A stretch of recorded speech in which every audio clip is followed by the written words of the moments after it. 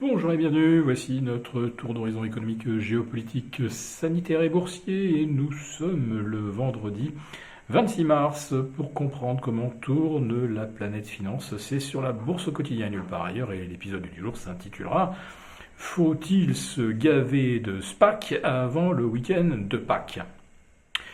Eh bien, ce qui anime un peu les conversations aujourd'hui dans les salles de marché, eh bien, c'est un nouveau banquier vedette qui se lance dans le monde merveilleux des SPAC. Il s'agit cette fois-ci de Martin Blessing, l'ancien PDG de Commerzbank, qui imite son collègue Jean-Pierre Mustier, lui-même imitant l'ancien patron du Crédit Suisse, Gentiam, lui-même imitant beaucoup d'autres grands banquiers de Wall Street.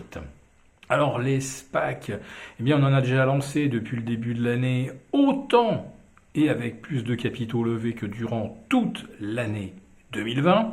Autrement dit, on n'est même pas arrivé à la fin du premier trimestre, même pas 3 mois, et on a déjà levé plus de 85 milliards de dollars contre 82,5 en 2020, et on n'en avait même pas levé plus de 50 au cours des 10 années précédentes. Et les SPAC, eh bien, c'est une façon de racheter une entreprise non cotée, un petit peu à la façon du private equity. Et aujourd'hui, on apprend donc que ce serait WeWork qui serait racheté par un SPAC et qui sera donc introduit en bourse par simple conversion de l'immatriculation de la SPAC en WeWork.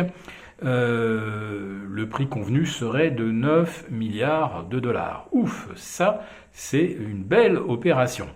Rappelons-nous simplement que WeWork, au printemps 2019, était quand même valorisé 45 milliards de dollars.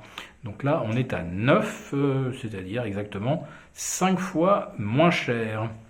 Et il y a des SPAC un petit peu de toutes les natures, SPAC sur les biotech, SPAC sur des spécialistes du cloud.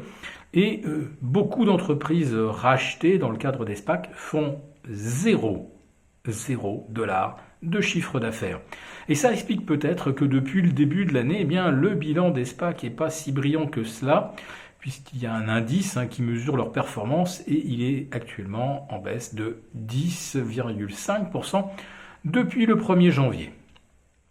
Alors c'est quand même mieux, bien sûr, du côté du CAC, de l'Eurostoxx, des indices US qui, eux, restent bien positifs.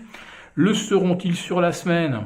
Pour l'instant, ça se joue à pas grand-chose pour le CAC. Il lui manque 0,2% pour finir au même niveau que vendredi dernier, séance des 4 sorcières, qui n'aura donc pas été le grand tournant que l'on pouvait attendre.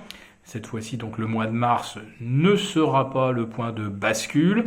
S'il y a eu une bascule, c'est peut-être sur les technos, sur les small caps. Le 16 février dernier, sur le Nasdaq avec les GAFAM, et le 3 mars sur les small caps, avec un indice Russell 2000 à plus de 2300 points.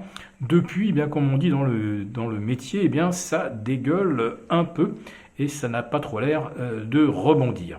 En ce qui concerne le CAC 40, stable sur la semaine, ou l'Eurostoxx, même chose, stable sur la semaine ou en hausse de 0,4 ou 0,5%, on ne peut évidemment rien en déduire et il va falloir attendre peut-être le début de la nouvelle année fiscale au Japon en milieu de semaine prochaine. Ça sera donc jeudi pour voir si on a une petite inflexion sur les marchés de taux, car les Japonais, figurez-vous, sont accusés d'être les gros vendeurs, la grosse main qui vend les T-bonds américains dans le cadre des habillages de bilan de fin d'année. On est en plein dedans, puisque je le répète, la fin de l'année fiscale au Japon, c'est le 31 mars. Je vous souhaite à tous un très bon week-end. Si cette vidéo vous a plu, n'hésitez pas à nous mettre un pouce. On vous retrouve pour nos lives avec les abonnés de la lettre confidentielle lundi avec Gilles et mardi avec ma pomme. Très bon week-end, à bientôt.